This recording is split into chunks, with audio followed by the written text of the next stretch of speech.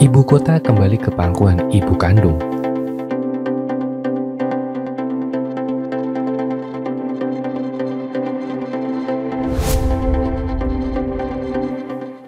Sepeninggalan Gubernur, wajah ibu kota Jakarta seperti langsung sumringah. Hal ini tak lain karena yang menggantikan posisi Gubernur adalah Heru Budi Hartono, pejabat di balai kota yang mengawali karirnya dari bawah sekali. Wajar jika dia memang memahami seluk-beluk kota, termasuk bagaimana cara merawat dan membenahinya.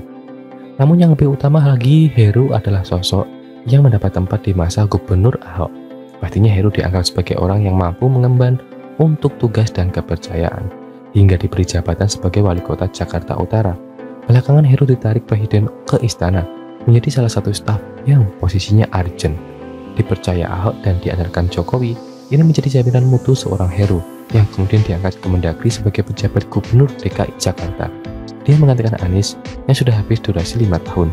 Per 20 Oktober 2022 lalu, soalnya belum ada pejabat definitif dikarenakan tiadanya pilkada pada tahun 2022-2023, nanti pada 2024 dilakukan pilkada serentak untuk mengisi posisi kepala daerah.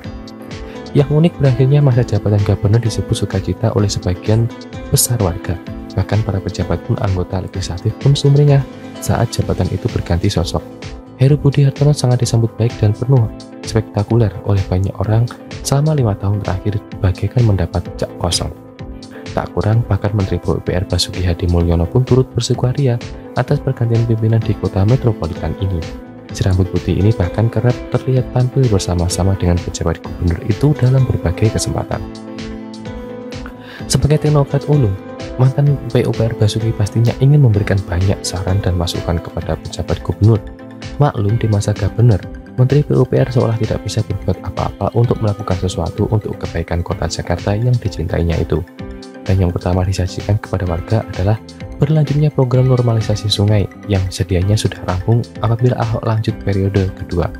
Namun dia dan pasangannya Jarod Saiful Hidayat kalah oleh permainan politik kotor dalam pilkada 2017. Walhasil, Jakarta ternyata telah mengambil keputusan yang fatal. Selama 5 tahun Jakarta bagaikan anak yang hilang, ibarat terpisah dari ibu kandungnya. Gara-gara bencana alam dahsyat, sang anak pun diasuh oleh seorang yang tidak becus dalam merawat dan memperlakukan seseorang manusia. Dan sang anak pun tidak terurus, kurang gizi, tidak sehat dan ringkih. Pengasuhnya yang salah itu lebih suka memberikan duit triliun rupiah kepada ormas-ormas dan preman politik ketimbang membalikkan vitamin makanan bergizi untuk anak asuhnya. Hal itu demikian mengawali karirnya supaya tidak digoyang fakta anggaran untuk menanggulangi banjir dipungkas hingga ratusan miliar rupiah. Ketika akhirnya sang anak kembali bertemu dengan ibu kandungnya setelah 5 tahun berpisah, si anak segera mendapatkan perawatan yang semestinya, serius dan penuh kasih sayang. Sungai-sungai dinormalisasi dan pengerjaannya dikebut tiada henti. Targetnya banjir harus dienyahkan dari ibu kota supaya masyarakat tidak sengsara. Sambutan warga pun luar biasa dalam menangkapkan rasa syukur ini. Ada yang memotong tumpeng sebagai syukuran atas kembalinya pengusaha kota yang sejati. Warga patut bersukacita. Masyarakat sungai yang selama ini menjadi ancaman banjir mulai dikeruk hingga dapat menampung luapan air yang selama ini menimbulkan banjir. Terbaru ada terselenggaranya Festival Dayung Kali Ciliwung berupa perlombaan sempan atau kuno.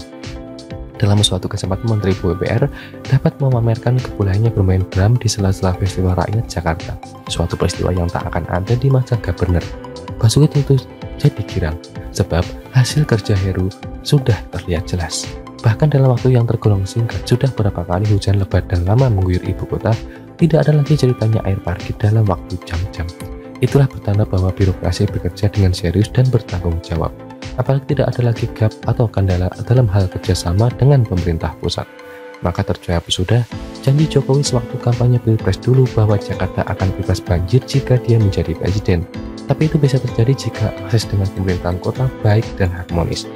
Tapi untuk tak dapat diraih, malah tak dapat ditolak. Yang datang di ibu kota malah Gubernur yang nilainya memang ingin merusak dan membalaskan dendam sakit hati.